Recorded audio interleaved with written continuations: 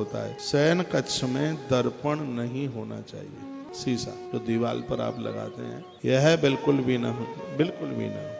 मत्स्य पुराण बहुत प्राचीन है। सबसे प्रथम अवतार भगवान मत्स्य नारायण का हुआ है, और ऐसे अद्भुत ग्रंथ में जो बात कही है, इस बात को बिल्कुल कभी भी मत भूलिएगा। इसलिए नहीं होना चाहिए कि क्योंकि रात्रि को सूर्य अस्त के 1 घंटा 24 मिनट के बाद में शीशा देखना महागुना है, ठीक नहीं। रात में शीशा नहीं देखा जाता, दर्पण नहीं देखा जाता। और जब आप शयन कक्ष में शीशा लगाए होंगे दीवार पर, तो कहीं न कहीं से तो अपनी फोटो देख ही लेंगे, उसमें छवि देख ही लेंगे। इससे चेहरे का नूर खत्म होता है, चेहरे की रौनक खत्म होती है, चेहरे का तेज खत्म होता है रात्रि को शीशा देखने से। रात में वो स्त्रियां शीशा देखती हैं जो देह का व्यापार करती हैं, जो गढ़ का है वो शीशा देखते हैं। और अच्छे जन सजग रहें, समझदार हैं, उन्हें क्या पड़ी है सो रात को शीशा देखें। इसलिए कितना सुंदर वर्णन किया गया है कि शयन कक्ष में दर्पण बिल्कुल नहीं होना चाहिए। यदि रखना भी पड़े,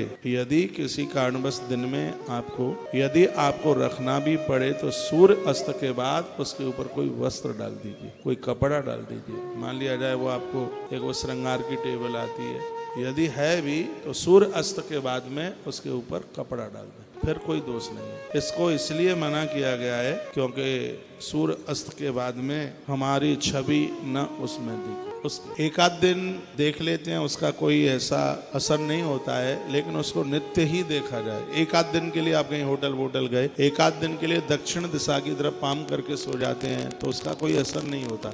लेकिन जब वो कंटिन्यू लगातार चलता है तो फिर उसका असर हो जाता है।